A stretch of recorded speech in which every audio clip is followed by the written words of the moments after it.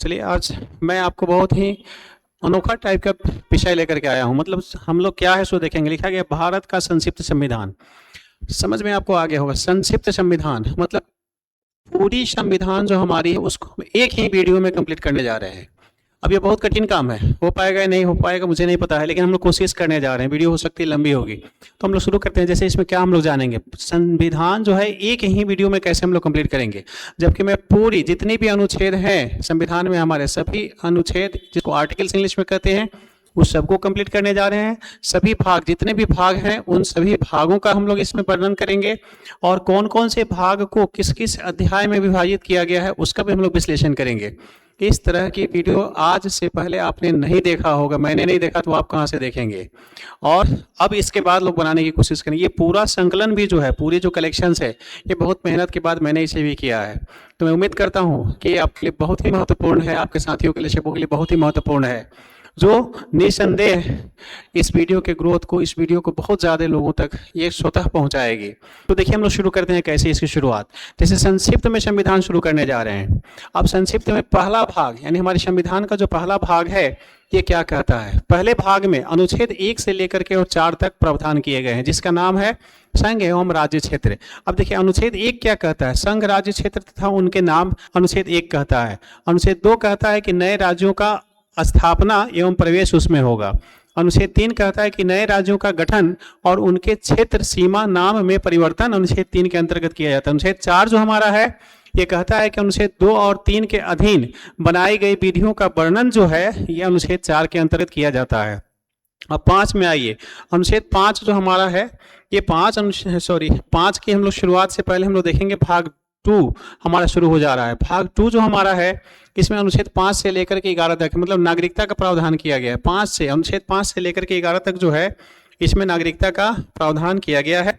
अब इसमें जो नागरिकता का प्रावधान किया गया है तो ये हम लोग जो है क्या क्या प्रावधान है ये हम लोग देखते हैं। अनुच्छेद 5 में क्या है, पहले तो अनुच्छेद 5 जो हमारी है वो कहती है कि संविधान के निर्माण के समय प्राप्त नागरिकता जो है उसका वर्णन अनुच्छेद 5 में किया गया है। 6 में कहता है पाकिस्तान से भारत आए लोगों के संबंध में नागरिकता के सिद्धांत का निर्धारण किया गया। अनुच्छेद 7 जो हमारा है भारत से पाकिस्तान पलायन करने वाले के लिए प्रावधान करता है। अनुच्छेद 8 जो है भारत से बाहर निवास करने वाले कुछ भारतीय मूल के नागरिकों के अधिकार का वर्णन करता है। अनुच्छेद 9 स्वेच्छा से विदेशी नागरिकता स्वीकारने वाले व्यक्ति का भारतीय नागरिकता लोप यानी भारत की नागरिकता समाप्त करने का प्रोविजन जो है वो अनुच्छेद हमारे 9 में किया गया है। अनुच्छेद 10 जो है कोई व्यक्ति संसद द्वारा किए गए प्रावधानों के तहत ही भारत का नागरिक बना रहेगा, यह अनुच्छेद 10 प्रावधान करता है। अनुच्छेद 11 कहता है कि संसद को नागरिकता से जुड़े अधिकारों को नियमित करने का अधिकार हमारा अनुच्छेद 11 देता है,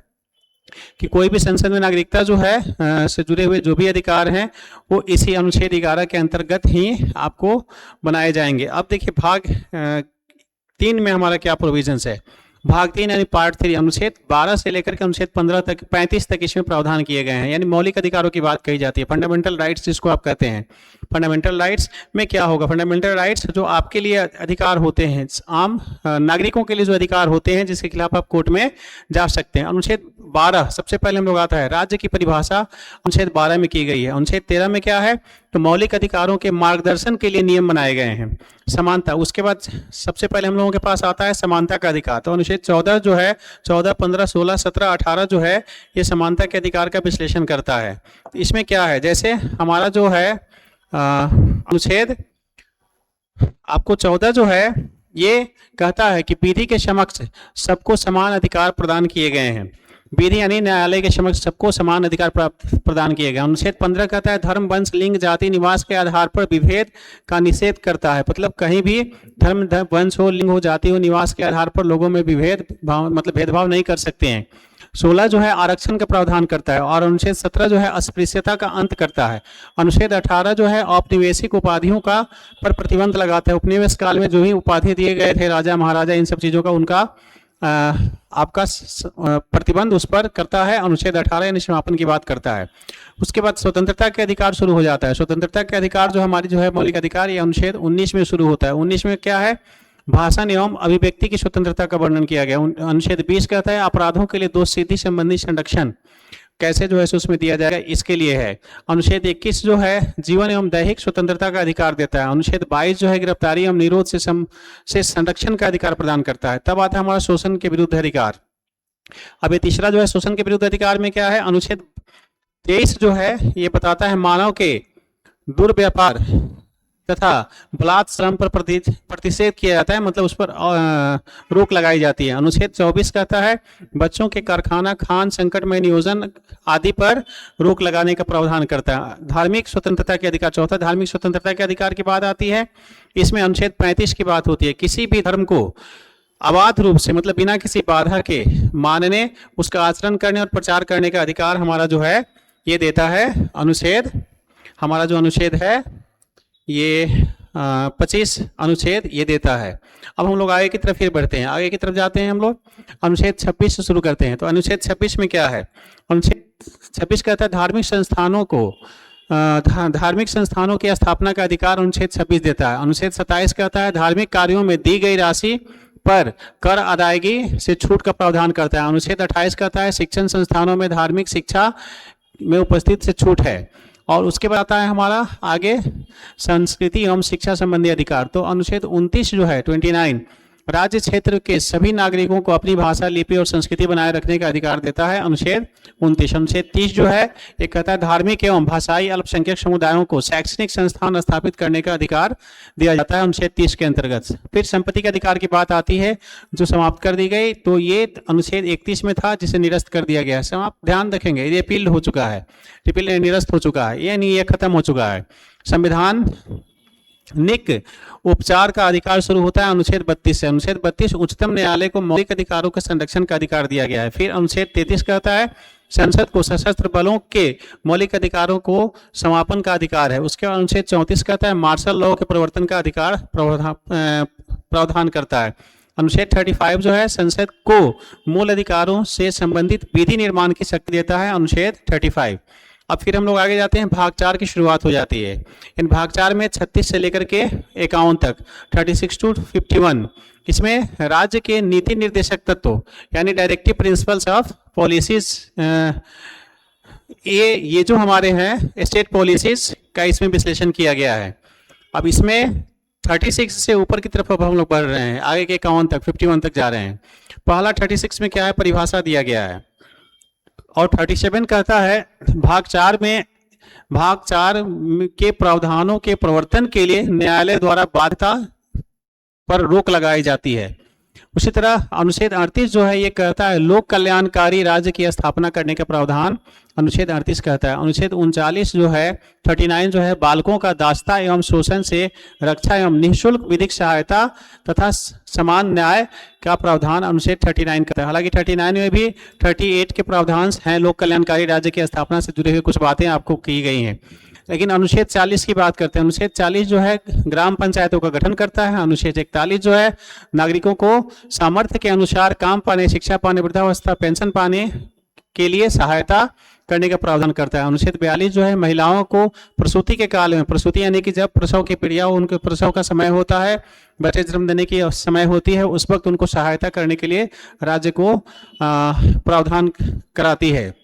अनुच्छेद 43 जो है कर्मचारी एवं कामगारों के लिए मजदूरी का निर्धारण करना है, न्यूनतम मजदूरी होनी चाहिए किसी भी काम करने वाले व्यक्ति के लिए। इसके बाद इसी के तहत जो है सो रोजगार गारंटी योजना का प्रावधान किया गया है।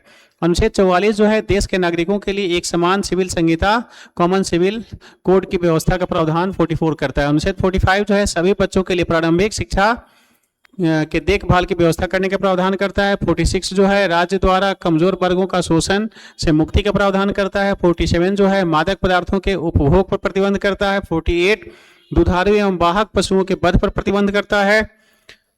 गाय हो, बैल हो, जो भी हो, वाहक मतलब जो चलने वाले जिस पर आप ट्रांसपोर्टेशन करते हैं वैसे पशु, दुधारू तो आप जान ही रहे हैं।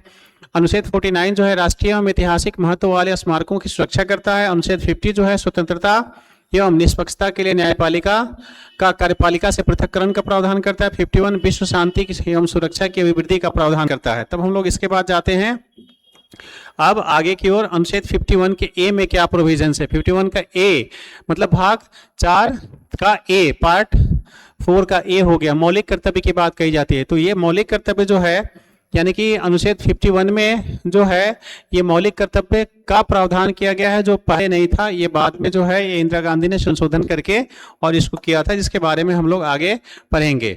चैप्टर वाइज चैप्टर जब हम लोग पढ़ेंगे तब उसमें हम लोग ये सब चीज़ देखेंगे। आगे चलिए, भाग 5 जो है वो क्या कहता है। भाग 5 अनुच्छेद 52 से लेकर के 151 तक इसमें प्रोविजंस किया गया है। और ये जो अब भाग 5 शुरू हो रहा है, चूंकि 52 से 151 अनुच्छेद तक की बात आ रही है, तो यहाँ पर इसका चैप्टर डिवीजन शुरू हो गया है। गौर करेंगे, भारतीय संघ की बात यहाँ पर की जा रही है, द इंडियन यूनियंस की बात की जा रही है। इंडियन यूनियंस में जो है अध्याय 1 पहला जो है अध्याय है, ये कार्यपालिका की बात कही जा रही है। अब कार्यपालिका में सबसे पहले द एग्जीक्यूटिव, चैप्टर 1 मतलब द एग्जीक्यूटिव्स की बात की जा रही है। इस एग्जीक्यूटिव्स में क्या हो, राष्ट्रपति एवं उपराष्ट्रपति की बात करिए। सबसे पहले जो पहला चैप्टर हमारा है, इसमें राष्ट्रपति और उपराष्ट्रपति से जुड़े हुए सब प्रावधान किए गए हैं। राष्ट्रपति एवं उपराष्ट्रपति से क्या है, अनुच्छेद 52 क्या कहता है, भारत के राष्ट्रीय अध्यक्ष के रूप में राष्ट्रपति का चुनाव होगा। अनुच्छेद 53 कहता है राष्ट्रपति के अधीन संघ की कार्यपालिका शक्ति होगी। अनुच्छेद 54 कहता है राष्ट्रपति का निर्वाचन होगा। अनुच्छेद 55 कहता है राष्ट्रपति का निर्वाचन की प्रक्रिया क्या होगी, सो होगी। उसके बाद अनुच्छेद 56 कहता है राष्ट्रपति का कार्य अवधि क्या होगा। अनुच्छेद 57 कहता है एक ही व्यक्ति का दोबारा राष्ट्रपति निर्वाचन का प्रावधान क्या है। अनुच्छेद 58 कहता है राष्ट्रपति की पात्रता क्या है। अनुच्छेद 59 राष्ट्रपति द्वारा अपने राजकीय निवास का निःशुल्क उपयोग एवं दूसरी अनुसूची में वर्णित अन्य भत्ते एवं उपलब्धियों के उपभोग से संबंधित व्यवस्था का वर्णन करता है। 60 जो है, अनुच्छेद 60 राष्ट्रपति के पद एवं गोपनीयता का शपथ दिलाती है। 61 जो है महाभियोग की प्रक्रिया का प्रावधान करता है। 62 जो है अनुच्छेद 6 माह के अंदर राष्ट्रपति का निर्वाचन का प्रावधान करता है अगर राष्ट्रपति का पद खाली है तो। 63 उपराष्ट्रपति का प्रावधान करता है। और इसके बाद जो है हम लोग बढ़ेंगे अब आगे 64 की तरफ। तो 64 जो हमारा है उपराष्ट्रपति की राज्यसभा के पदेन सभापति के रूप में उनके पद, कार्य और शक्तियों का विश्लेषण करता है। फिर 65 जो है हमारा राष्ट्रपति पद के आकस्मिक रिक्ति की अनुपस्थिति के समय उपराष्ट्रपति को राष्ट्रपति का कार्यभार का प्रावधान उसमें किया गया है। अनुच्छेद 66 उपराष्ट्रपति निर्वाचन उसका और उपराष्ट्रपति के और योग्यता के का वर्णन किया गया है। 67 राष्ट्रपति उपराष्ट्रपति के पद की बातें कही गई, पदावधि की बातें कही गई है। अनुच्छेद 68 उपराष्ट्रपति के पद की आकस्मिक रिक्ति की स्थिति में निर्वाचन प्रक्रिया का प्रावधान किया गया है। फिर इसमें हम लोग देख रहे हैं अनुच्छेद 69 उपराष्ट्रपति का शपथ ग्रहण कैसे होगा। अनुच्छेद 70 संसद को राष्ट्रपति के कार्यों से संबंधित नए उपबंध बनाने का अधिकार है। अनुच्छेद 71 वो 70 था, 71 सर्वोच्च न्यायालय को राष्ट्रपति एवं उपराष्ट्रपति के चुनाव से संबंधित विवादों का निपटारा करने का अंतिम अधिकार वर्णित किया गया, अनुच्छेद 71 के अंतर्गत बताया गया है। अनुच्छेद 72 राष्ट्रपति की न्यायिक शक्ति यानी कि उसे मृत्युदंड, आजीवन कारावास को क्षमा करने का प्रावधान उसको दिया गया है। अनुच्छेद 73 संसद में विधि निर्माण तक संघ की कार्यपालिका शक्ति का विस्तार किया गया है। अनुच्छेद 74 राष्ट्रपति के सहयोग के लिए एक मंत्रिपरिषद का गठन और उसके प्रधान के रूप में प्रधानमंत्री के चुनाव का प्रावधान किया गया। अनुच्छेद 75 राष्ट्रपति द्वारा प्रधानमंत्री की नियुक्ति का प्रावधान किया गया। अनुच्छेद 74 राष्ट्रपति द्वारा भारत के अटॉर्नी जनरल महान्यायवादी की नियुक्ति का प्रावधान एवं उसके कार्य का विश्लेषण करता है। अनुच्छेद 77 राष्ट्रपति द्वारा केंद्र सरकार के मंत्रियों का कार्य आवंटन का प्रावधान किया गया। अनुच्छेद 78 राष्ट्रपति द्वारा संघ सरकार के समस्त कार्यों की जानकारी प्राप्त करने का अधिकार दिया गया है। उसके बाद अनुच्छेद 79 की तरफ हम लोग बढ़ेंगे, लेकिन अनुच्छेद 79 जो हमारा है ये अब फिर यहाँ चैप्टर डिवाइड हो जाता है, यानी पार्ट जो हम लोग अभी देख रहे थे पार्ट 5, इसमें अब अध्याय 2 दूसरा अध्याय शुरू हो जाता है। इस दूसरे अध्याय में हम लोगों को क्या पढ़ना है, संसद के बारे में पढ़ना है। संसद जो है यहाँ पर अध्याय 2 हमारा संसद का विश्लेषण करता है, तब पार्लियामेंट के बारे में वर्णन करता है। अनुच्छेद 79 जो है संसद का निर्माण राष्ट्रपति, लोकसभा तथा राज्यसभा को मिलाकर होता है। अनुच्छेद 80 जो है राष्ट्रपति द्वारा राज्यसभा के लिए 12 सदस्यों का मनोनयन करने का प्रोविजंस करता है।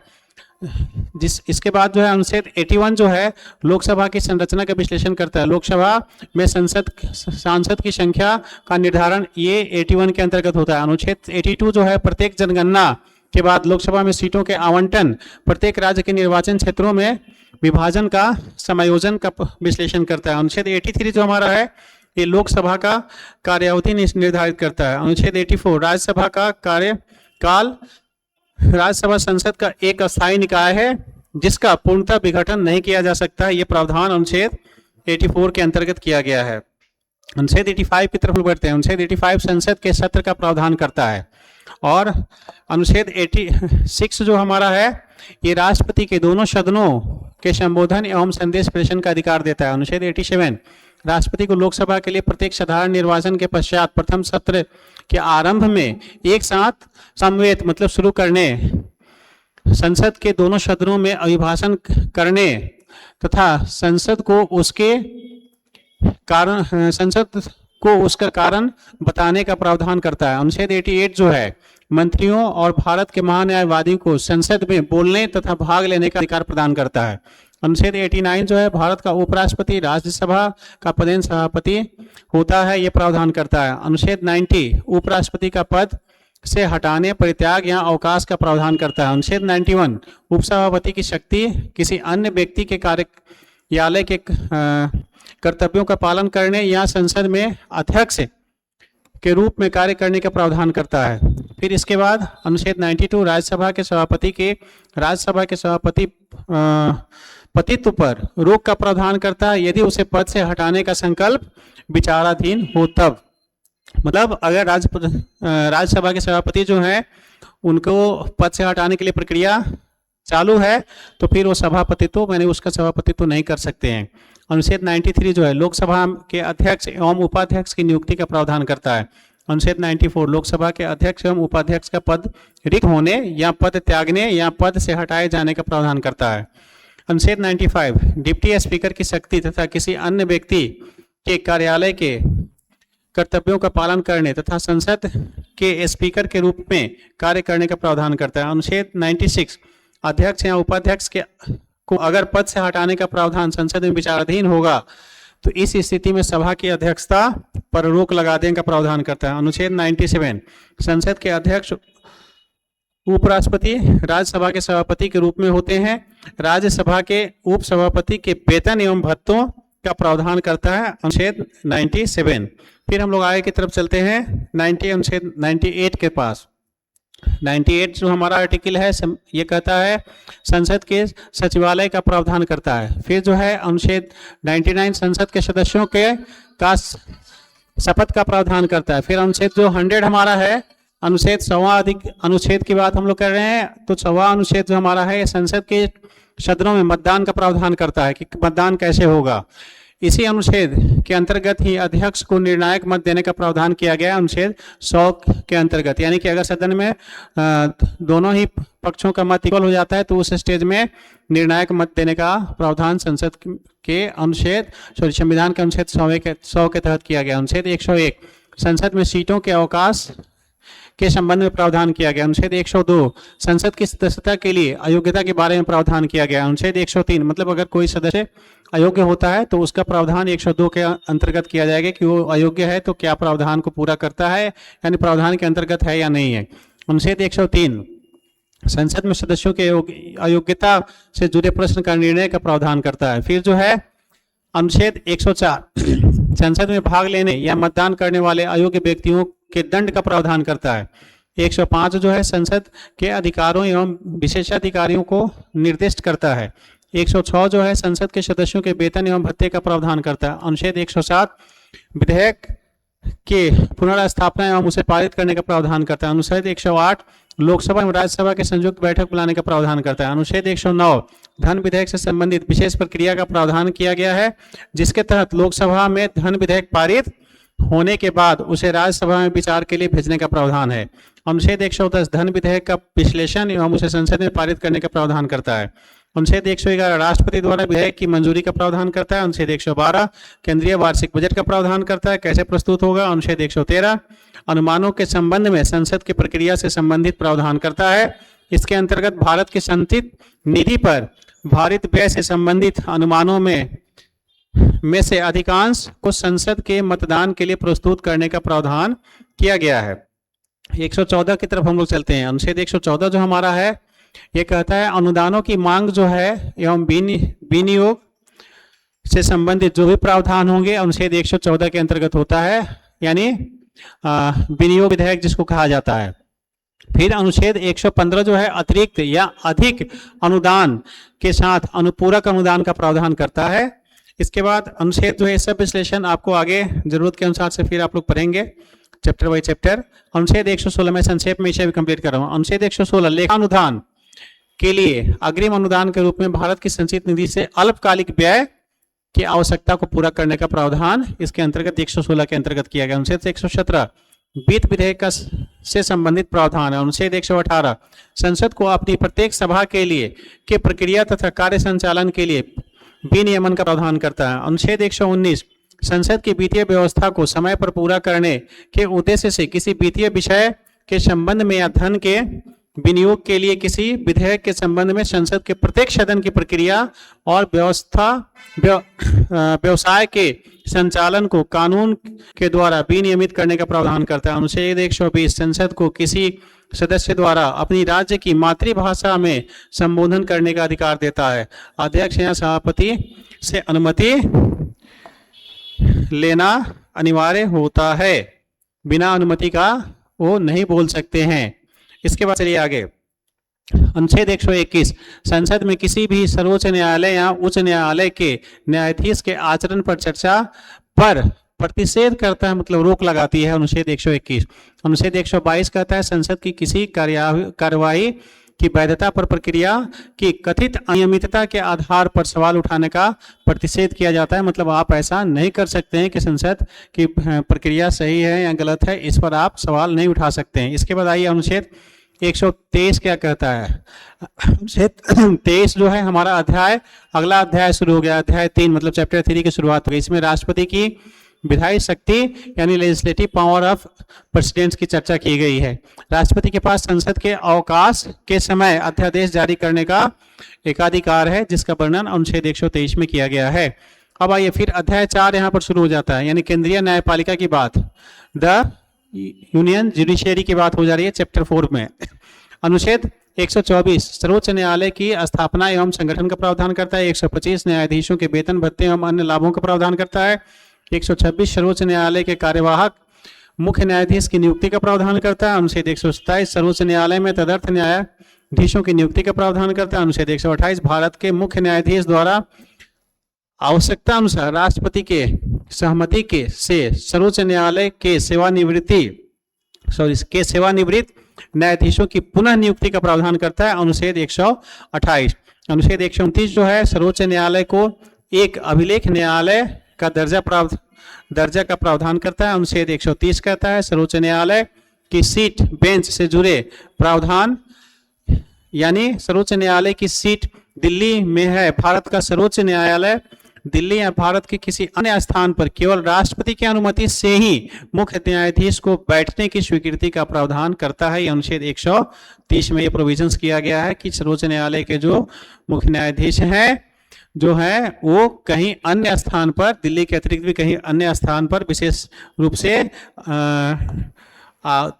जा सकते, स्थानांतरित होकर बैठ सकते, अपना सीट उनका बनाया जा सकता है, लेकिन ये राष्ट्रपति की अनुमति से ऐसा किया जाएगा। इसके बाद चलिए आगे जो है अनुच्छेद 131 क्या कहता है, सर्वोच्च न्यायालय को केंद्र, राज्य और अंतर्राज्यीय विवादों से संबंधित मूल क्षेत्राधिकार का प्रावधान करता है। अनुच्छेद 132 सर्वोच्च न्यायालय को उच्च न्यायालय के निर्णय पर पुनः सुनवाई के अधिकार प्रदान करता है। अनुच्छेद 123 इसके अंतर्गत सिविल विषयों यानी दीवानी मामलों में उच्च न्यायालय द्वारा दिए गए निर्णय के विरुद्ध सर्वोच्च न्यायालय में अपील करने का प्रावधान करता है। अनुच्छेद 134 उच्च न्यायालय के दांडिक विषयों में सर्वोच्च न्यायालय के अपीलीय अधिकारिता का प्रावधान करता है। अनुच्छेद 135 सर्वोच्च न्यायालय को वर्तमान कानूनी प्रावधान के अंतर्गत संघीय न्यायालय के क्षेत्राधिकार और शक्तियों के प्रयोग का प्रावधान करता है। अनुच्छेद 136 सर्वोच्च न्यायालय के अपने विवेकानुसार भारत के किसी न्यायालय या ट्रिब्यूनल द्वारा किए गए निर्णय के विरुद्ध अपील करने का विशेष अनुमति देने का प्रावधान करता है। अनुच्छेद 137 सर्वोच्च न्यायालय को अपने निर्णय का पुनर्विलोकन करने का प्रावधान का अधिकार देता है। फिर अनुच्छेद 138 सर्वोच्च न्यायालय के विशेष शक्तियों एवं अधिकार का प्रावधान करता है। अनुच्छेद 139 संसद विधि बनाकर सर्वोच्च न्यायालय को अन्य रीट जारी करने का अधिकार प्रदान कर सकती है। उसके अनुच्छेद 140 सर्वोच्च न्यायालय के सहायक शक्तियों से संबंधित प्रावधान का वर्णन करता है। संसद विधि द्वारा सर्वोच्च न्यायालय को ऐसी शक्तियां प्रदान कर सकती हैं जो न्यायालय को संविधान द्वारा आधिकारिक या श्रेष्ठ प्रयोग करने में सहयोग करे। इसके बाद अनुच्छेद 141 की बात करते हैं। सर्वोच्च न्यायालय द्वारा घोषित कानून भारत के सभी न्यायालयों में समान रूप से लागू करने का प्रावधान करता है। इसके बाद चलें हम लोग अनुच्छेद 142 की तरफ बढ़ते हैं। 142 जो है ये हमारा सर्वोच्च न्यायालय को विवेकाधीन शक्ति प्रदान करता है। मतलब इसके अंतर्गत सर्वोच्च न्यायालय अपने क्षेत्राधिकार का प्रयोग करते हुए ऐसा आदेश पारित कर सकता है जो उसके समक्ष लंबित किसी विशेष विषय में पूर्ण न्याय करने के लिए आवश्यक हो।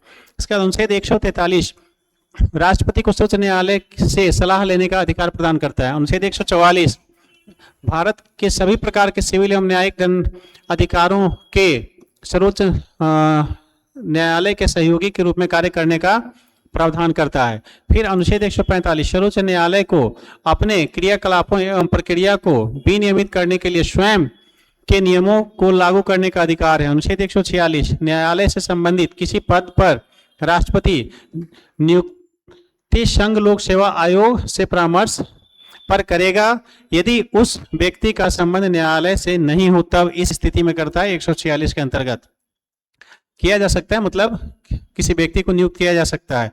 अनुच्छेद 147 में विधि के किसी भी महत्वपूर्ण प्रश्न के संबंध में संदर्भ को स्पष्ट करने के लिए प्रावधान करता है। इसके बाद जो है अनुच्छेद भाग 5 इस भाग 5 के अध्याय 5 की बात हम लोग कर रहे हैं। भारत का नियंत्रण एवं महालेखा परीक्षक का वर्णन इसमें किया गया है। चैप्टर 5 में controller and auditor general of India की बातें कही जा रही है। अनुच्छेद 148 भारत के नियंत्रक एवं महालेखा परीक्षक के पद का प्रावधान करता है और उसके कार्य एवं अधिकार का वर्णन करता है। अनुच्छेद 149 भारत के नियंत्रक महालेखा परीक्षक के संघ राज्य के लेखाओं के संबंध में संसद द्वारा बनाए गए कानून के अंतर्गत शक्तियों का उपयोग का प्रावधान करता है। अनुच्छेद 150 संघ एवं राज्य के लेखाओं का प्रारूप राष्ट्रपति द्वारा नियंत्रक एवं महालेखा परीक्षक के परामर्श के अनुरूप रखने का प्रावधान किया गया है। इसके बाद हम लोग बढ़ते हैं 151 पर। अनुच्छेद 151 जो है नियंत्रक एवं महालेखा परीक्षक द्वारा राष्ट्रपति को संघ के लेखाओं के ऑडिट का प्रतिवेदन देने का प्रावधान करता है। फिर हम लोग देखते हैं अब भाग 6 जो हमारा है, भाग 6 की शुरुआत हम लोग करते हैं। भाग 6 में शुरू हो गया अनुच्छेद 152 से लेकर के और 237 तक अनुच्छेदों का इसमें विश्लेषण किया गया है। और ये भाग 6 जो हमारा है, अब फिर यहाँ हम लोग चैप्टर डिविजन्स देख रहे हैं। भाग 6 में एक्चुअल है क्या? भाग 6 में हम लोग स्टेट्स के बारे में, राज्य के बारे में पढ़ेंगे। राज्य वाला भी हमारा चैप्टर 1 शुरू होता है जिसमें सामान्य परिभाषा दिया गया है राज्य का, यानी जनरल डिफिनेशंस। 152 जो है राज्य की परिभाषा करता है। अध्याय 2 जो हमारा है राज्य कार्यपालिका का वर्णन करता है। राज्य मतलब अध्याय 2 हमारे जो है इसके अंतर्गत राज्य की कार्यपालिका से रिलेटेड अनुच्छेदों का विश्लेषण किया गया है। द स्टेट एग्जीक्यूटिव्स की बात कही जा रही है। अनुच्छेद 153 से शुरू करते हैं। प्रत्येक राज्य के लिए एक राज्यपाल का प्रावधान करता है। अनुच्छेद 154 राज्य की कार्यपालिका शक्ति राज्यपाल में निहित होने का प्रावधान करता है। अनुच्छेद 155 राज्यपाल की नियुक्ति राष्ट्रपति द्वारा करने का प्रावधान करता है। अनुच्छेद 156 राज्यपाल के द्वारा कार्यालय से जुड़े प्रावधान है। अनुच्छेद 157 राज्यपाल की योग्यता का प्रावधान करता है। अनुच्छेद 158 राज्यपाल के पद की शर्तें। राज्यपाल संसद के किसी सदन या विधानमंडल के किसी सदन का सदस्य नहीं होना चाहिए, ये प्रावधान करता है अनुच्छेद 158। अनुच्छेद 159 जो है राज्यपाल की नियुक्ति किए जाने वाले राज्य के उच्च न्यायालय के मुख्य न्यायाधीश द्वारा शपथ ग्रहण का प्रावधान करता है। अनुच्छेद 160 आकस्मिकताओं की स्थिति में राज्यपाल के कृत्यों के निर्वहन के लिए राष्ट्रपति विशेष उपबंध करने का प्रावधान इसमें किया गया है। अब आगे देखिए हम लोग चलते हैं फिर भाग 6 के अनुच्छेद 161 में। 161 हमारा जो है कहता है राज्यपाल द्वारा किसी व्यक्ति के अपराध के सजा को कम या क्षमा करने का प्रावधान हमारा अनुच्छेद 161 के तहत किया गया है, लेकिन उसे मृत्युदंड को क्षमा करने का अधिकार नहीं दिया गया है। अब चलिए 162 की तरफ चलते हैं हम लोग। 162 जो हमारा आर्टिकल है ये हमारा कहता है अनुच्छेद 162 राज्य की कार्यपालिका शक्ति का विस्तार उन सभी विषयों तक है जिन पर राज्य विधानमंडल के पास कानून बनाने का अधिकार है। अनुच्छेद 163 राज्यपाल को सहायक एवं सलाह के लिए एक मंत्री परिषद का प्रावधान किया गया है जिसके अंतर्गत सारे मंत्री का चयन होता है। 164 राज्यपाल द्वारा मुख्यमंत्री की नियुक्ति तथा मुख्यमंत्री के सलाह पर अन्य मंत्रियों की नियुक्ति का प्रावधान किया गया। अनुच्छेद 165 राज्य के महाधिवक्ता की नियुक्ति के संबंध में प्रावधान किया गया। अनुच्छेद 166 राज्य सरकार की समस्त कार्य का संचालन राज्यपाल के नाम से करने का प्रावधान किया गया है। अनुच्छेद 167 जो है मुख्यमंत्री द्वारा अपने राज्य के प्रशासन एवं विधान से जुड़ी सभी जानकारियां राज्यपाल को उपलब्ध करने का प्रावधान किया गया है। अब फिर हम लोगों का इस भाग 6 में अध्याय 3 की शुरुआत होती है। अध्याय 3 में राज्य विधायिका का प्रावधान किया गया, यानी द स्टेट लेजिस्लेटिव की बात ही कही जा रही है। अनुच्छेद 168 प्रत्येक राज्य के विधानमंडल का गठन राज्यपाल के साथ करने का प्रावधान किया गया। अनुच्छेद 169 किसी राज्य के विधान परिषद का गठन या विघटन संसद के अधिकार क्षेत्र में किया गया है, ये के अंतर्गत प्रावधानित किया गया है। अनुच्छेद 170 किसी राज्य के विधानसभा में सदस्यों की अधिकतम संख्या 500 से अधिक और 60 से कम नहीं रखने का प्रावधान किया गया है, एक्सेप्शन अलग होता है। अनुच्छेद 171 किसी राज्य की विधान परिषद में सदस्यों की संख्या उस राज्य की विधानसभा के सदस्यों की संख्या के 1/3 से अधिक नहीं हो सकती। इसके साथ ही विधान परिषद में सदस्यों की न्यूनतम संख्या 40 से कम भी नहीं हो सकती है, ये भी प्रावधान किया गया। अनुच्छेद 172 राज्यों के विधानसभाओं एवं विधान परिषदों के कार्यकाल के विषय में प्रावधान करता है। और अब हम लोग चलते हैं अनुच्छेद 173 की तरफ। अनुच्छेद 173 जो हमारी है यह प्रावधान करती है कि राज्य विधानमंडल में सदस्यता के लिए योग्यता एवं अयोग्यता निर्धारित किया जाएगा। कैसे किया जाएगा? अनुच्छेद 173 के अनुसार। अनुच्छेद 174 जो है राज्यपाल को राज्य विधानमंडल का सत्र आमंत्रण करने, सत्रावसान और विघटन का अधिकार प्रदान करता है। अनुच्छेद 175 राज्यपाल को राज्य के विधानसभा तथा विधान परिषद दोनों ही सदनों में संदेश भेजने का प्रावधान करता है। अनुच्छेद 176 राज्यपाल द्वारा आम चुनाव के बाद विधानसभा के प्रथम सत्र के आरंभ तथा प्रत्येक वर्ष के प्रथम सत्र के आरंभ के लिए विशेष संबोधन का प्रावधान होता है 176 के तहत। अनुच्छेद 177 राज्य का महाधिवक्ता राज्य का सर्वोच्च विधि अधिकारी होता है। अनुच्छेद 178 विधानसभा के अध्यक्ष एवं उपाध्यक्ष के नियुक्ति का प्रावधान करता है। अनुच्छेद 179 विधानसभा के अध्यक्ष एवं उपाध्यक्ष के पद रिक्त होने या पद त्यागने या पद से हटाए जाने का प्रावधान अनुच्छेद 179 करता है। अनुच्छेद 180 राज्य विधानसभा का अध्यक्ष जो है का उपाध्यक्ष या कोई अन्य व्यक्ति राज्य विधायिका के कार्यालय के कार्यों का अध्यक्ष के रूप में संभाल सकता है। अनुच्छेद 181 जब अध्यक्ष उपाध्यक्ष को पद से हटाने का प्रावधान विचाराधीन हो तब उनके द्वारा अध्यक्षता नहीं करने का प्रावधान किया गया है। अनुच्छेद 182 विधान परिषद के लिए सभापति तथा उपसभापति के चुनाव का प्रावधान करते हैं। अनुच्छेद 183 राज्य विधान मंडल के अध्यक्ष एवं उपाध्यक्ष के पद का प्रावधान करता है। अनुच्छेद 184 राज्य के विधान परिषद के उपसभापति का सभापति के रूप में कार्य करने का प्रावधान करता है। अनुच्छेद 185 राज्य विधान परिषद के सभापति या उपसभापति को पद से हटाने का प्रावधान विचाराधीन हो तो इस स्थिति में अध्यक्षता पर रोक लगाने का प्रावधान करता है। अनुच्छेद 186 लोकसभा के अध्यक्ष एवं उपाध्यक्ष एवं राज्यसभा के सभापति एवं उपसभापति को उनके काम के लिए पर्याप्त पारिश्रमिक देने का मतलब वेतन देने का प्रावधान करता है। अनुच्छेद 187 जो है ये कहता है राज्य विधानसभा के लिए एक सचिवालय का प्रावधान इसी 187 के अंतर्गत किया जाता है। 188 के अंतर्गत संसद एवं राज्य विधानसभाओं के सदस्यों द्वारा ली जाने वाली शपथ का प्रावधान करता है। अनुच्छेद 189 संसद एवं राज्य विधान मंडलों के सदनों में मतदान रिक्तियों के बावजूद सदन के कार्य करने की शक्ति एवं राज्य विधायिका के कोरम के बारे में प्रावधान अनुच्छेद 189 के अंतर्गत किया गया है। फिर आगे हम लोग चलते हैं 190 के क्या हमारा प्रावधान करता है। एक ही व्यक्ति कहता है अनुच्छेद 190 एक ही व्यक्ति किसी राज्य के विधानमंडल के दोनों सदनों का सदस्य नहीं हो सकता है। गौर करेंगे अनुच्छेद 190 के अंतर्गत। अनुच्छेद 191 किसी राज्य के विधानमंडल या विधान परिषद की सदस्यता के लिए अयोग्यता की बातें कही जाती है। अयोग्यता से छूट से जुड़े प्रावधान इसी में किया गया 191 में। 192 में किसी राज्य के विधानमंडल के सदस्यों की अयोग्यता से जुड़े प्रश्नों पर राज्यपाल के द्वारा निर्णय लेने के अधिकार का प्रावधान करता है। अनुच्छेद 193 सदन में बैठने और मतदान करने से जुड़े दंड का प्रावधान करता है। इसके बाद जो है अनुच्छेद 194 राज्य विधान मंडलों के अधिकारों एवं विशेषाधिकारों का प्रावधान करता है। अनुच्छेद 195 राज्य विधान सभाओं के सदस्यों के वेतन और भत्तों का प्रावधान करता है। अनुच्छेद 196 राज्य विधान मंडल के विधेयक के प्रस्तुतिकरण एवं उसे पारित करने से जुड़े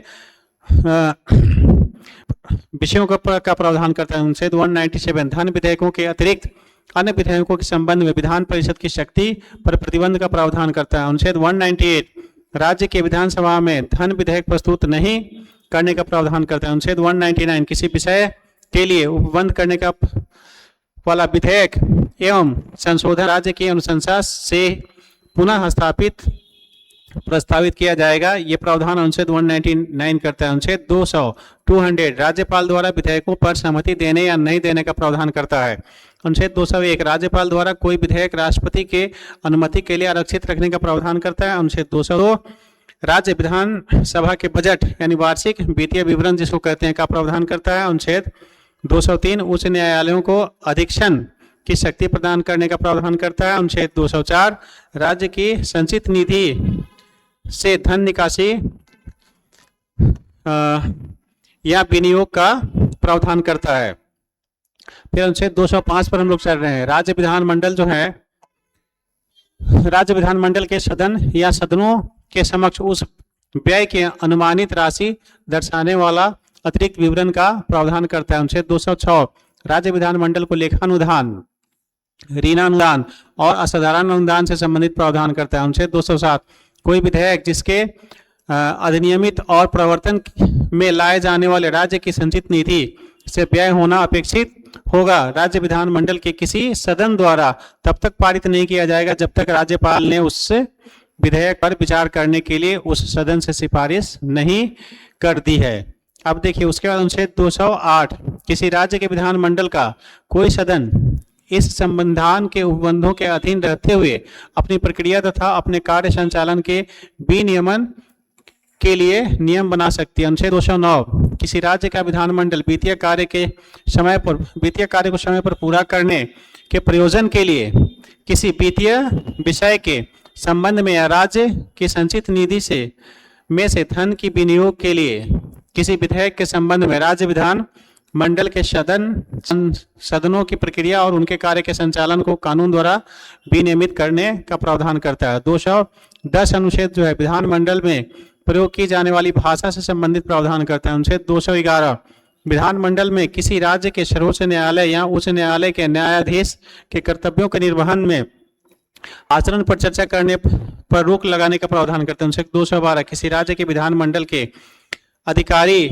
या सदस्य की कार्यवाही को न्यायालय में जांच करने पर रोक का प्रावधान करता है। फिर इसके बाद चलते हैं हम लोग अध्याय 4 शुरू होता है, यानी हम लोगों का भाग 6 का अध्याय 4। इसमें क्या प्रोविजन है?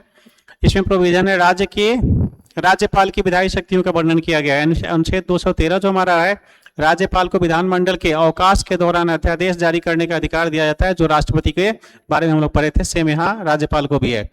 उसके बाद अध्याय 5 हमारा शुरू होता है राज्यों के उच्च न्यायालय के विषय पर, the high courts of states के बारे में हम लोग यहाँ चर्चा करेंगे। अनुच्छेद 214 प्रत्येक राज्य के लिए उच्च न्यायालय का प्रावधान करता है। अनुच्छेद 215 प्रत्येक राज्य के उच्च न्यायालय को अभिलेख न्यायालय के रूप में अधिकार का प्रावधान करता है। अनुच्छेद 216 उच्च न्यायालय के मुख्य न्यायाधीश या अन्य न्यायाधीशों की नियुक्ति का प्रावधान राष्ट्रपति के द्वारा होता है, इसका प्रावधान करता है। अनुच्छेद 217 उच्च न्यायालय के न्यायाधीशों की नियुक्ति एवं उनके पद से जुड़ी शर्तों का प्रावधान करता है। फिर हम लोग चलते हैं अब अनुच्छेद 218 की तरफ। 218 हमारा जो है ये प्रोविजन करता है कि उच्च न्यायालय के न्यायाधीशों को पद से हटाने का प्रावधान क्या कहता है। अनुच्छेद 219 उच्च न्यायालय के न्यायाधीशों के राज्यपाल के समक्ष शपथ ग्रहण होगा। अनुच्छेद 220 सेवानिवृत्ति के बाद उच्च न्यायालय के न्यायाधीश के उस न्यायालय में या अधीनस्थ न्यायालय में वकालत पर प्रतिबंध लगाता है। अनुच्छेद 221 उच्च न्यायालय के न्यायाधीशों के वेतन, भत्ते, अवकाश तथा पेंशन का प्रावधान करता है। अनुच्छेद 222 राष्ट्रपति द्वारा सर्वोच्च न्यायालय के मुख्य न्यायाधीश के अनुशंसा पर उच्च न्यायालय के न्यायाधीशों के स्थानांतरण का प्रावधान करता है। अनुच्छेद 223 उच्च न्यायालय के मुख्य न्यायाधीश का पद रिक्त होने की स्थिति में कार्यवाहक मुख्य न्यायाधीश की नियुक्ति का प्रावधान करता है। अनुच्छेद 224 उच्च न्यायालय में अतिरिक्त और कार्यवाहक न्यायाधीश की नियुक्ति का प्रावधान करता है। अनुच्छेद 225 वर्तमान उच्च न्यायालय का अधिकार क्षेत्र और शक्तियां संविधान लागू होने से पहले जैसी ही होगी ये प्रावधान किया गया है। अनुच्छेद 226 मौलिक अधिकार से जुड़े किसी भी अभियोग को सीधे उच्च न्यायालय में लाया जा सकता है। अनुच्छेद 227 उच्च न्यायालयों को सभी अधीनस्थ न्यायालयों और न्यायाधिकरणों पर प्रशासनिक और न्यायिक दोनों तरह के अधीक्षण की शक्ति प्रदान करता है। अनुच्छेद 228 यदि किसी अधीनस्थ न्यायालय में लंबित विषय संविधान की व्याख्या से जुड़ा हुआ होगा तो उसे उच्च न्यायालय में स्थानांतरित करने का प्रावधान है। अनुच्छेद 229 उच्च न्यायालय के अधिकारियों और कर्मचारियों के व्यय का प्रावधान करता है। अनुच्छेद 230 संसद विधि द्वारा किसी उच्च न्यायालय के अधिकारी को केंद्र शासित प्रदेश तक बढ़ा सकता है। इसके अतिरिक्त संसद उच्च न्यायालय के अधिकारी की अधिकारिता को किसी राज्य से हटा भी सकता है। इसके बाद अनुच्छेद 223 हमारा कहता है कि सर्वोच्च न्यायालय को केंद्र राज्य और अंतर राज्य विवादों से जुड़े विषयों में मूल क्षेत्राधिकार का प्रावधान किया गया है अनुच्छेद 231 के अंतर्गत। अब अध्याय हमारा 6 शुरू होता है। अध्याय 6 हमारा क्या है? प्रोविजंस कहता है अधीनस्थ न्यायालय, मतलब सबऑर्डिनेट्स कोर्ट्स की बात कही जा रही है। अनुच्छेद 232 के अंतर्गत उच्च न्यायालय के किसी निर्णय के संबंध में सर्वोच्च न्यायालय में अपील का प्रावधान किया जाता है। अनुच्छेद 233 राज्य के राज्यपाल द्वारा जिला न्यायाधीशों की नियुक्ति के लिए उच्च न्यायालय से परामर्श का प्रावधान करता है। अनुच्छेद 234 राज्यपाल द्वारा न्यायिक सेवा में जिला न्यायाधीशों के अलावा अन्य व्यक्तियों की नियुक्ति राज्य लोक सेवा आयोग की अनुशंसा पर करने का प्रावधान करता है। अनुच्छेद 235 उच्च न्यायालय द्वारा अधीनस्थ न्यायालयों पर नियंत्रण का प्रावधान करता है। अनुच्छेद 236 उच्च न्यायालय के अधीनस्थ न्यायालयों यानी कि जो जिला न्यायालय या सिविल न्यायालय है की व्याख्या करता है। अनुच्छेद 237 क्या कहता है? ये राज्यपाल सार्वजनिक अधिसूचना द्वारा निर्देश दे सकता है कि मजिस्ट्रेट के संबंध में प्रावधान उसी तरह लागू होंगे जैसे वे राज्य की न्यायिक सेवा में नियुक्ति व्यक्तियों के संबंध में लागू होते हैं। अब आइए, वो मजिस्ट्रेट वाला हो गया। अब आइए भाग 7 हमारा जो है, यानी 6 खत्म हुआ, 6 के सभी हम लोग 6 पार्ट हम लोग देख लिए। अब भाग 7 में हमारा जो है क्या है? अनुच्छेद 238 भाग एकमात्र इसमें अनुच्छेद है भाग 7 में, जिसको 238 के रूप में जानते हैं हम लोग। और ये प्रथम अनुसूची के भाग बी के राज्य, इसका चैप्टर, इसका नाम है the states in parts B of the first schedules. ये अब निरस्त किया जा चुका है, इसको समाप्त किया जा चुका है, निरस्त यानी रिपील्ड हो चुका है। आगे हम लोग चलते हैं, भाग 8 की तरफ हम लोग बढ़ते हैं। भाग 8 में क्या प्रोविजंस है? भाग 8 यानी पार्ट 8 में अनुच्छेद 239 से लेकर के 242 तक है। पहला जो है केंद्र शासित प्रदेश के लिए प्रदान किया गया है, द यूनियन टेरिटोरीज। अनुच्छेद 239 केंद्र शासित प्रदेशों के प्रशासन से संबंधित प्रावधान है। अनुच्छेद 240 में क्या है? राष्ट्रपति कुछ केंद्र शासित प्रदेशों के लिए विनियम बना सकते हैं। इन विनियमों का मकसद उन प्रदेशों की शांति, प्रगति और सुशासन को बढ़ावा देना होता है। अर्थात राष्ट्रपति की ये अवशिष्ट शक्तियों में से एक है ये 200 अनुच्छेद 240। फिर अनुच्छेद 241 जो हमारा है, संसद द्वारा जो है अनुच्छेद 241 हमारा जो है संसद द्वारा विधि के अनुसार किसी संघ राज्य क्षेत्र के लिए उच्च न्यायालय गठित करने का प्रावधान हमारा 241 में किया गया। अनुच्छेद 242 निरस्त किया जा चुका है, समाप्त हो चुका है। भाग 9 हम लोग देखते हैं। भाग 9 पार्ट 9 की बात हो रही है। अनुच्छेद 243 इसमें ए से लेकर के ओ तक ये विभाजित है, माने सब आर्टिकल्स जो हैं इसके 243 से लेकर के माने 43 में ए से लेकर के ओ तक, सोच लिए कितने पार्ट सब आर्टिकल्स के अंतर्गत हैं। अब देखिए यहाँ पंचायत की बात, द पंचायत के रूप में हम लोग जानते हैं, ये आर्टिकल 243 में है। इसमें जो है ए से लेकर के आर तक, मतलब जो हमारा है ये 2 से ए से लेकर आर तक यहाँ प्रावधान किया गया। राज्य में पंचायती ढांचा के गठन का प्रावधान किया गया है। भाग 9 का ए जो हमारा है, इसमें है पार्ट 9 के एस का प्रावधान जो है इसमें अनुच्छेद 243 के पी से लेकर के और जेड के जी तक, मतलब उसमें पार्ट का पार्ट सब देखते चलिए।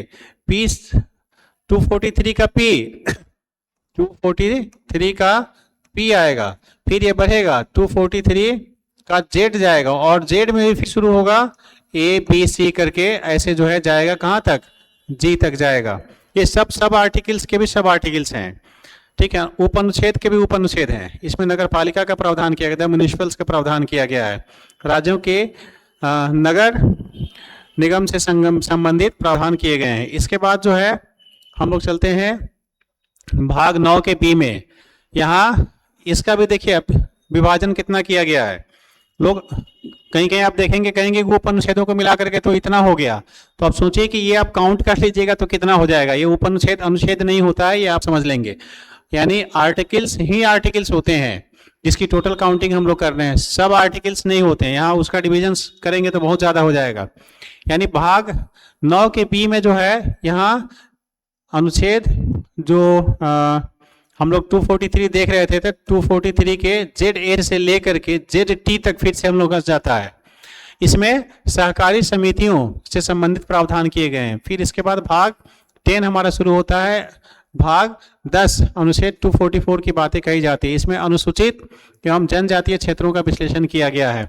244 में अनुसूचित जाति के क्षेत्रों, अनुसूचित जनजातीय क्षेत्रों के प्रशासन और नियंत्रण का प्रावधान करता है। भाग 11 में चलते हैं हम लोग, अनुच्छेद 245 से लेकर के 263 तक।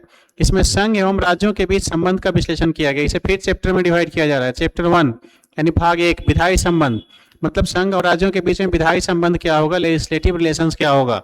243 245 इस संविधान के उपबंध के अधीन रहते हुए संसद द्वारा प्रावधान किया जाएगा। इसके बाद जो है अनुच्छेद 246 संघ एवं राज्यों के बीच विधायी शक्तियों के वितरण से संबंधित प्रावधान किया गया है। 247 जो है हमारा संसद को संघ सूची में सम्मिलित किसी विषय से संबंधित किसी विषय में उसके द्वारा बनाए गए कानूनों या वर्तमान कानूनों के अच्छे प्रशासन के लिए अतिरिक्त न्यायालयों की स्थापना का प्रावधान करता है हमारा आर्टिकल 247। 248 कहता है संसद को उन सभी विषयों पर कानून बनाने का अनन्य मतलब अतिरिक्त अधिकार है जिसका उल्लेख राज्य एवं समवर्ती सूची में नहीं है। फिर जो है जीएसटी का एक एग्जाम्पल मान सकते हैं। फिर अनुच्छेद 249 जो है राज्यसभा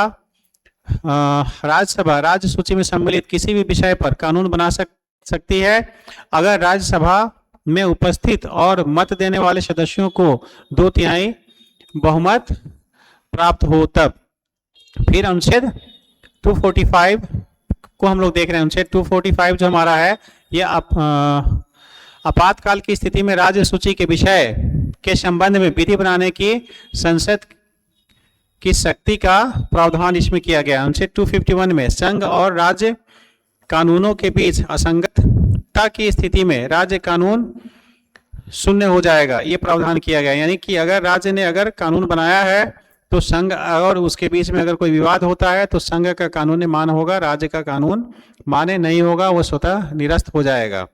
इसके बाद अनुच्छेद 252 की बात हम लोग कर रहे हैं।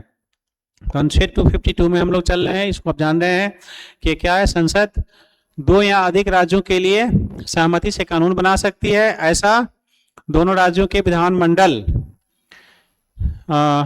एक संकल्प पारित करके संसद से अनुरोध करने की स्थिति में राज्य सूची से जुड़ी हो सकती है, ऐसा माना जाता है, ऐसा प्रावधान किया गया है। अनुच्छेद 253 के अंतर्गत अंतर्राष्ट्रीय समझौतों और सम्मेलनों को लागू करने के लिए संसद को भारत के क्षेत्र के संपूर्ण या किसी विशेष क्षेत्र के लिए कानून बनाने के अधिकार का प्रावधान करता है। अनुच्छेद 254 राज्य विधानसभा द्वारा समवर्ती सूची के किसी विषय के संबंध में बनाए गए कानून में कोई ऐसा प्रावधान है जो संसद द्वारा पहले बनाए गए कानून या उस विषय के संबंध में किसी वर्तमान कानून के प्रावधानों के विरुद्ध है, इस स्थिति में राज्य द्वारा बनाया गया कानून राष्ट्रपति की अनुमति से ही मान्य होगा, ऐसा प्रावधान 254 करता है। 255 राज्य की आवश्यकता के अनुसार सहायता अनुदान दिया जाएगा। उसके बाद अनुच्छेद 256 राज्यों को कुछ विषयों में, यानी हम लोग फिर अब चल रहे हैं चैप्टर 2, ये जो हम लोगों ने देखा इसका चैप्टर 2 अब शुरू हो जा रहा है, और इसमें प्रशासनिक संबंध क्या है। तो राज्यों को कुछ विषयों में संसद द्वारा बनाए गए कानूनों का अनुपालन सुनिश्चित करना होगा। अनुच्छेद 257 राज्य की कार्यपालिका शक्ति का प्रयोग इस तरह करना है कि राज्य के प्रावधानों से भारत संघ की कार्यकारी शक्ति के प्रयोग में बाधा उत्पन्न नहीं हो। अनुच्छेद 258 राष्ट्रपति द्वारा किसी राज्य के राज्यपाल की सहमति से उस राज्य की सरकार या उसके अधिकारों को कुछ विषयों में शक्तियां प्रदान कर सकता है। अनुच्छेद 259 सदस्य राज्य के नेतृत्व वाली प्रणालीगत उल्लंघन कार्यवाही कानून प्रवर्तन गतिरोध के वर्तमान नियम से बाहर निकालने का एक रास्ता प्रदान करती है। इसके बाद अनुच्छेद 260 पर हम लोग चल रहे हैं। अनुच्छेद 260 जो हमारा है, ये भारत सरकार को किसी भी ऐसे क्षेत्र की सरकार के साथ समझौता करने का अधिकार है जो भारतीय क्षेत्र का भाग नहीं है, ये प्रावधान करता है। फिर हम लोग 261 में देखते हैं, सार्वजनिक कार्यों, अभिलेखों और न्यायिक कार्यवाहियों के संबंध में प्रावधान करता है। संघ और प्रत्येक राज्य के सार्वजनिक कृत्यों, दस्तावेजों और न्यायिक प्रक्रियाओं को भारत के क्षेत्र में पूर्ण विश्वास और श्रेय प्रदान किया जाना चाहिए, ये प्रावधान अनुच्छेद 261 में किया गया। अनुच्छेद 262 संसद अंतर्राज्यीय नदी जल विवाद के स्थगन के लिए कानून का प्रावधान कर सकती है। अनुच्छेद 263 केंद्र तथा राज्यों के मध्य समन्वय स्थापित करने के उद्देश्य से अंतर्राज्यीय परिषद के गठन का प्रावधान किया गया है। भाग 12 शुरू करने जा रहे हैं हम लोग। 264 से लेकर के 300 तक यहाँ हम लोग विश्लेषण करेंगे। वित्त का प्रावधान इसमें होगा, संपत्ति का, अनुबंध का और बाद सूट्स का प्रावधान होगा। अब अध्याय 1 में इसे फिर 12 को भी अध्याय में विभाजित किया गया है। तो पहला जो है वित्त के बारे में हम लोग करेंगे, फाइनेंशियल विषय होगा।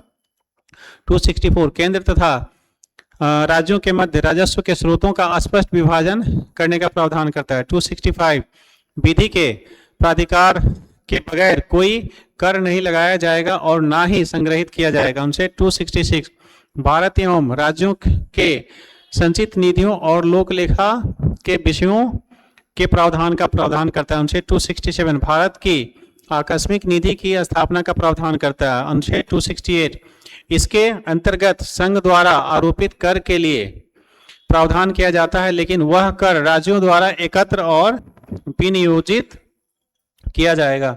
अनुच्छेद 269 जो हमारा है, यहाँ संघ द्वारा लगाए जाने वाले और संग्रहित किए जाने वाले कर राज्यों को आवंटित किए जाने वाले कर का प्रावधान इसमें किया जाएगा। दोनों में कैसे डिस्ट्रीब्यूशन होगा इसका प्रावधान किया जाता है। अनुच्छेद 270 केंद्र सरकार द्वारा प्राप्त कर राजस्व को केंद्र और राज्यों के मध्य विभाजित करने का प्रावधान किया जाता है।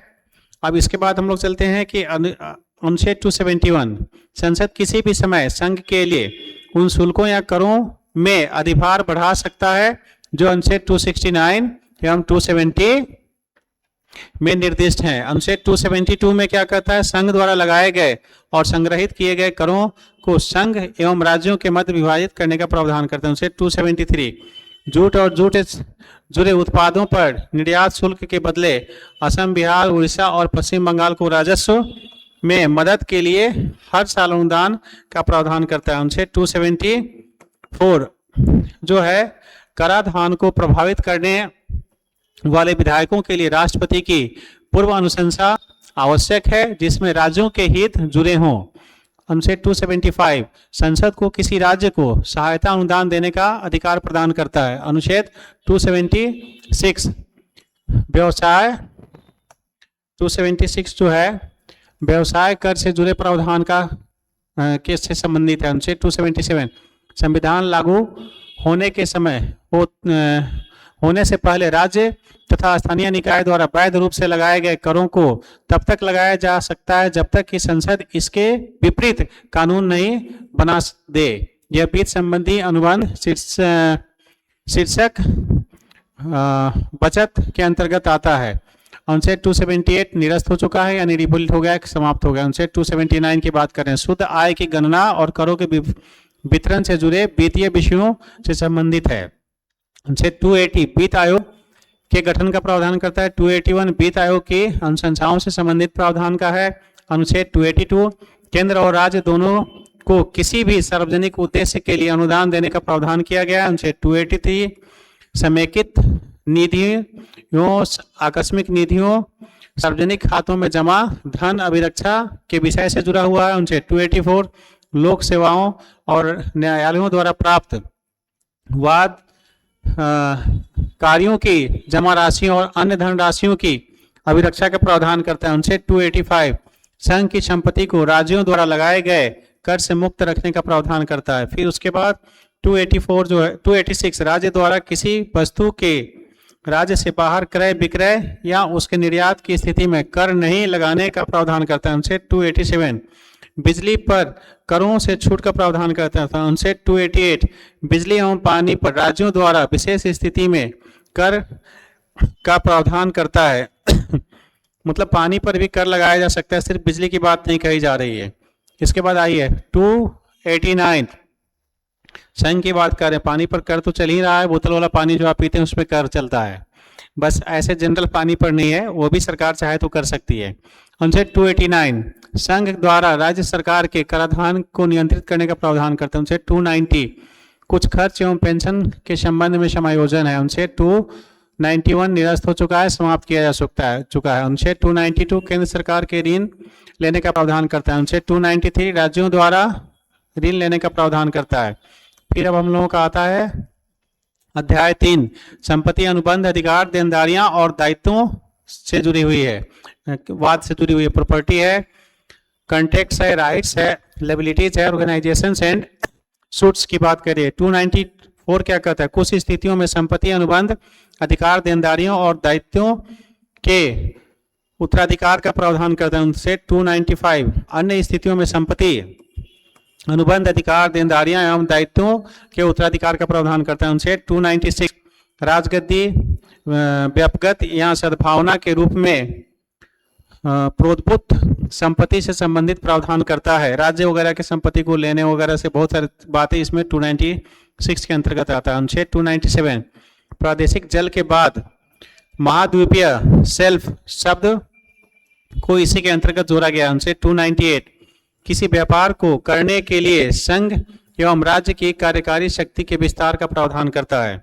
फिर आगे हम लोग चलते हैं अनुच्छेद 299 संघ एवं राज्य की 299 जो है संघ एवं राज्य की कार्यपालिका शक्ति के प्रयोग से की जाने वाली संविदाओं से संबंधित प्रावधान करता है। अनुच्छेद 300 जो है क्या कहता है, भारत सरकार एवं किसी राज्य की सरकार अपने अपने नाम से वाद ला सकती है अगर कोई प्रांत या देशी राज्य किसी विधिक कार्यवाही में शामिल है तो उस प्रांत या देशी राज्य की जगह तत्स्थानीय राज्य को उस कार्यवाही में शामिल किया जाएगा, ये प्रावधान करता है। अध्याय 4 जो है इसके अंतर्गत संपत्ति का अधिकार का प्रोसीजर्स किया गया है, यानी भाग 12 का अध्याय 4 हो गया, 4 भाग में भी डिवाइड हो गया। राइट्स ऑफ प्रॉपर्टी ये 300 का ए इसके अंतर्गत आ जाता है। राज्य के द्वारा किसी व्यक्ति को उसकी निजी संपत्ति से वंचित करने के लिए उचित प्रक्रिया एवं विधि अधिकार का पालन करना होगा, ये अनिवार्य है।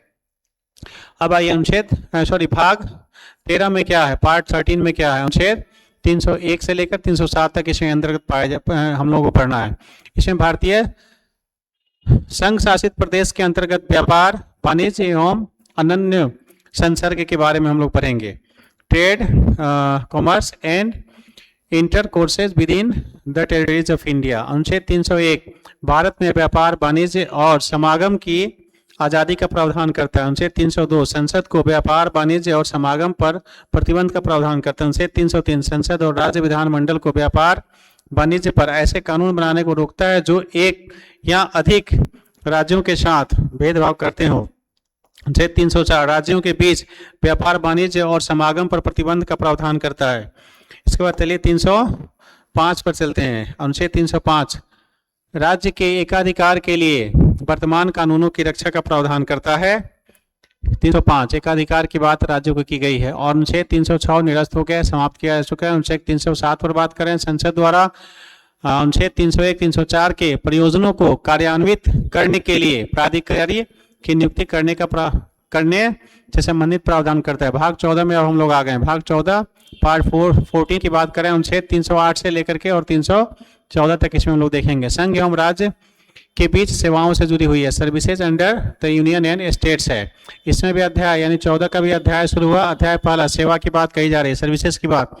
308 केंद्र एवं राज्यों के अधीन निर्धारित सेवाओं के विषय के में प्रावधान है। 309 लोक सेवकों की भर्ती एवं सेवा की शर्तों को विनियमित करने के संसद एवं राज्य विधानमंडल के अधिकारों का प्रावधान इसमें किया गया। अनुच्छेद 310 संविधान द्वारा प्रदान किए गए प्रावधानों को छोड़कर संघ में एक सिविल सेवक राष्ट्रपति की इच्छा से काम करता है और राज्य के अधीन एक सिविल सेवक उस राज्य के राज्यपाल की इच्छा पर काम करता है। ये प्रावधान किया गया। अनुच्छेद 331 केंद्रीय और राज्य सिविल सेवाओं को सुरक्षा उपाय दिए गए हैं और उनकी बर्खास्तगी की प्रक्रिया तय की गई है।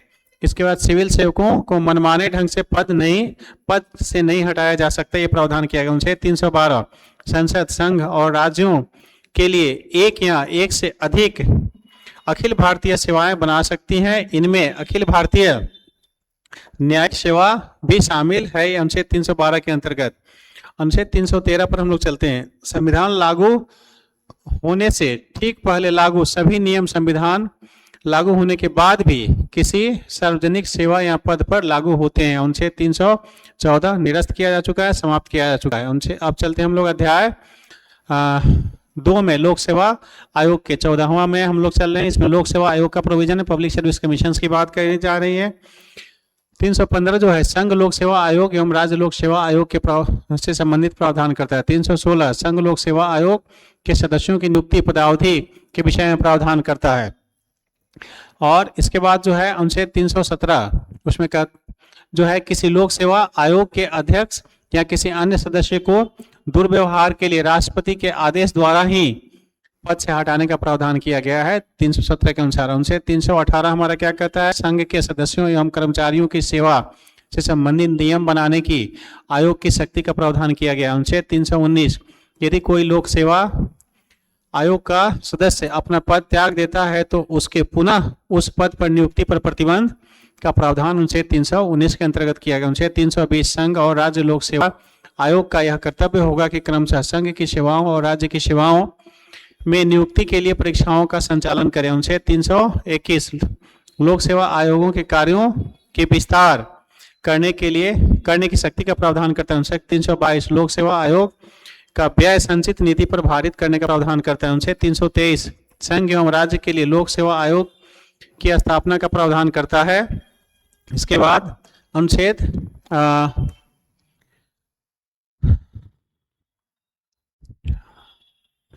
323 का ए जो है ये चला जाता है भाग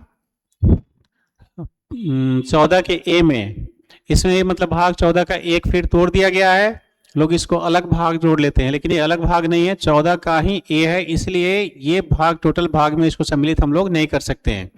अनुच्छेद 223 ही इसमें है, लेकिन अनुच्छेद 223 का विभाजन है। अनुच्छेद 223 का ए इसमें विभाजित किया गया है। इसमें क्या है, संसद को मतलब अधिकरण की बात कही गई, ट्रिब्यूनल्स की बात कही गई है। संसद को सार्वजनिक सेवा से जुड़े विवादों के निपटारे के लिए प्रशासनिक न्यायाधिकरण स्थापित करने का अधिकार दिया गया। अनुच्छेद 323 के बी का प्रोविजन सब देखेंगे क्या है अधिकरण के अंतर्गत। इसमें संसद और राज्य विधानसभाओं को कराधान, श्रम विवाद, चुनावी विषयों से जुड़े विवादों के निपटान के लिए न्यायाधिकरण स्थापित करने का प्रावधान किया गया है। अब चलिए भाग 15 में हम लोग चलते हैं। चुनाव इलेक्शंस की बात कही जा रही है 324 से 329 तक, 324 से 329 तक। अनुच्छेद 324 क्या कहते हैं, चुनाव का अधीक्षण, निर्देशन और नियंत्रण निर्वाचन आयोग में निहित होता है। 325 किसी भी व्यक्ति को धर्म, जाति, नस्ल या लिंग के आधार पर शामिल होने, विशेष मतदाता सूची में शामिल होने का दावा करने के लिए अपात्र नहीं ठहराया जा सकता है। 326 लोकसभा और राज्यों की विधानसभाओं के चुनाव व्यस्त मताधिकारों के अधिकार पर होंगे। अनुच्छेद 327 विधायिका के चुनावों के संबंध में प्रावधान करने की संसद की शक्ति क्या है वो वर्णन करता है। अनुच्छेद 328 किसी राज्य की विधानमंडल को अपने विधानसभा के चुनाव से संबंधित कानून बनाने के अधिकारों का प्रावधान करता है। अनुच्छेद 329 चुनावी विषयों में अदालतों के हस्तक्षेप पर रोक लगाने का प्रावधान करता है। इसके बाद फिर हम लोगों को आता है आगे भाग 16। भाग 16 में 330 से लेकर के 342 तक के अनुच्छेद का वर्णन किया गया है। 300 इसमें है क्या, विशिष्ट वर्गों से संबंधित विशेष उपबंध है, special provisions related to certain classes. जैसे अनुच्छेद 330 क्या कहता है, लोकसभा में अनुसूचित जातियों एवं अनुसूचित जनजातियों के लिए स्थानों का आरक्षण होगा। अनुच्छेद 331 आंग्ल भारतीयों का संसद में राष्ट्रपति द्वारा मनोनयन जो निरस्त किया जा चुका है, समाप्त किया जा चुका है। अनुच्छेद 332 राज्यों की विधानसभाओं में अनुसूचित जातियों एवं जनजातियों के लिए सीटों के आरक्षण का प्रावधान किया गया। अनुच्छेद 333 राज्यों की विधानसभाओं में एंग्लो इंडियंस समुदाय के प्रतिनिधित्व का प्रावधान था। इसके बाद आगे हम लोग चल रहे हैं, फिर हम लोग देख रहे हैं अनुच्छेद 334 हमारा क्या कहता है। अनुच्छेद 334 जो है ये लोकसभा और राज्य विधानसभाओं में अनुसूचित जाति अनुसूचित जनजाति एंग्लो समुदायों को आरक्षण का प्रावधान 334 के अंतर्गत किया गया है, जिसकी समय सीमा 10 वर्षों तक के लिए की गई थी। अनुच्छेद 335 संघ एवं राज्यों के कार्यों से जुड़ी सेवाओं तथा पदों पर नियुक्ति में अनुसूचित जातियों अनुसूचित जनजातियों के दावों को ध्यान में रखने का प्रावधान किया गया। अनुच्छेद 336 कुछ सेवाओं एवं आंग्ल भारतीय समुदाय के नियुक्तियों के लिए विशेष प्रावधान करता है, जैसे रेल, सीमा शुल्क, डाक और तार सेवा जैसे हैं। अनुच्छेद 337 संघ एवं राज्यों को एंग्लो इंडियन समुदाय के लिए शैक्षणिक अनुदान देने का भी प्रावधान किया गया था। अनुच्छेद 338 राष्ट्रपति द्वारा अनुसूचित जातियों एवं अनुसूचित जनजातियों के लिए राष्ट्रीय आयोग की स्थापना का प्रावधान किया गया है। अनुच्छेद 339 राष्ट्रपति द्वारा किसी भी समय या संविधान के लागू होने के 10 साल बाद राज्यों में अनुसूचित क्षेत्रों के प्रशासन एवं अनुसूचित जनजातियों के कल्याण रिपोर्ट करने के लिए आयोग की नियुक्ति करने का प्रावधान किया गया। अनुच्छेद 340 राष्ट्रपति द्वारा सामाजिक एवं शैक्षणिक रूप से पिछड़े वर्गों की दशाओं की जांच करने के लिए आयोग की नियुक्ति का प्रावधान है। अनुच्छेद 341 राष्ट्रपति द्वारा किसी राज्य केंद्र शासित प्रदेश में अनुसूचित जातियां तय करने का प्रावधान है। अनुच्छेद 342 यहाँ जाति तय करना, अनुसूचित जाति होगा या नहीं। अनुच्छेद 342 राष्ट्रपति या संसद द्वारा किसी राज्य या केंद्र शासित प्रदेश के लिए लोक अधिसूचना जारी करके किसी जाति को अनुसूचित जाति घोषित करने या अनुसूचित जाति की सूची से बाहर करने का प्रावधान किया गया है। अब भाग हम लोग 17 देखने चल रहे हैं। भाग 17 में क्या है, अनुच्छेद 343 से 351 तक हम लोग इसमें देखेंगे। क्या है, पहला जो है इसमें कार्यालय भाषा यानी कि कार्यालय ऑफिशियल लैंग्वेज क्या होगा, इसमें भी अध्यायों का विभाजन किया गया। पहला अध्याय जो हमारा कहता है संघ की भाषा क्या होगी, लैंग्वेज ऑफ यूनियंस क्या होगा। अनुच्छेद 243 संघ की राजभाषा का प्रावधान करता है, राजभाषा हिंदी और लिपि देवनागरी होगी। अनुच्छेद 344 राजभाषा आयोग तथा संसद की समिति से संबंधित है, यानी राष्ट्रपति को एक राजभाषा आयोग के गठन का अधिकार दिया गया है और जिसका उद्देश्य हिंदी के प्रगतिशील उपयोग के लिए अनुशंसा करना होता है।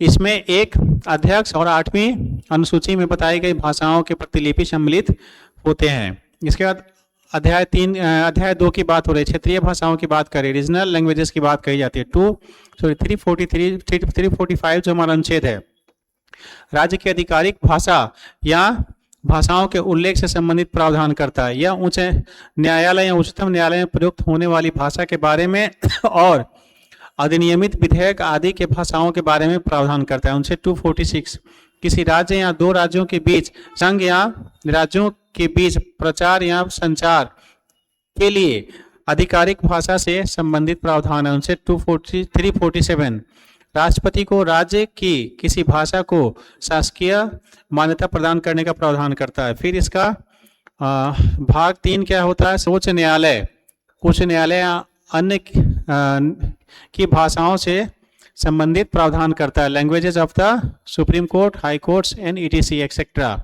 अनुच्छेद 348 जो है अनुच्छेद उच्च न्यायालय उच्चतम न्यायालय उच्च न्यायालय में होने वाली सभी कार्यवाही अंग्रेजी भाषा में करने से संबंधित प्रावधानित है। अनुच्छेद 349 भाषा से संबंधित कुछ विधियों को अधिनियमित करने का प्रावधान है। यानी संघ की राजभाषा में संशोधन लोकसभा तथा राज्यसभा द्वारा राष्ट्रपति के पूर्वानुमति से करने का प्रावधान करता है। इसका अध्याय 4 भी आता है जिसमें विशेष निर्देश दिए गए हैं, स्पेशल डायरेक्टिव्स हैं। 350 अनुच्छेद जो है, किसी व्यक्ति द्वारा अपनी समस्या के लिए संघ या राज्य के किसी अधिकारी को उस समय प्रयोग होने वाली राजभाषा में आवेदन देने संबंधी प्रावधान से जुड़ी हुई है। इसके बाद हम लोग अनुच्छेद 351 को देखते हैं। संघ की राजभाषा की बात हम लोग कर रहे हैं। संघ की राजभाषा के विषय में प्रावधान करता है कि संघ की राजभाषा क्या होगी, मतलब हिंदी भाषा को प्रसार बढ़ाने और उससे जुड़ी हुई सामाजिक संस्कृति के सभी तत्वों के अभिव्यक्ति का माध्यम बनाने के लिए हिंदी का प्रयोग अधिक से अधिक पूरे देश में करने का प्रावधान करता है। उसके भाग हमारा 18 चला आता है 18 अनुच्छेद 352 से 360 तक आपात उपबंध इमरजेंसी प्रोविजंस का प्रावधान किया जाता है। अनुच्छेद 352 राष्ट्रपति की आपात शक्तियों का वर्णन करता है। 353 आपात की घोषणा के समय केंद्र सरकार को कुछ विशेष शक्तियां मिलती हैं। ये शक्तियां केंद्र और राज्य सरकारों के अधिकारों और शक्तियों से जुड़ी होती हैं। अनुच्छेद 354 आपातकाल के समय में राजस्व के बंटवारा से संबंधित प्रावधान करता है। 355 केंद्र सरकार के लिए विशेष अधिकार और प्राधिकार की व्यवस्था करता है जिससे वह बाहरी आक्रमण या आंतरिक अशांति के समय राज्यों की सुरक्षा सुनिश्चित कर सके। अनुच्छेद 356 राज्यों में राष्ट्रपति शासन का प्रावधान करता है। अनुच्छेद 357 संसद किसी भी विषय पर कानून बना सकती है जो राज्य विधानमंडल के अधिकार क्षेत्र में आता है।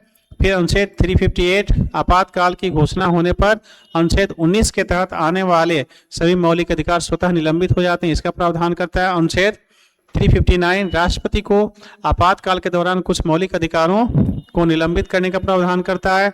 अनुच्छेद 360 वित्तीय आपातकाल की घोषणा का प्रावधान करता है। अब हम लोग चलते हैं भाग 19 में, पार्ट 19 अनुच्छेद 361 से लेकर के और 367 तक इसमें प्रावधान किया गया है। विविध मिसलेनियस है।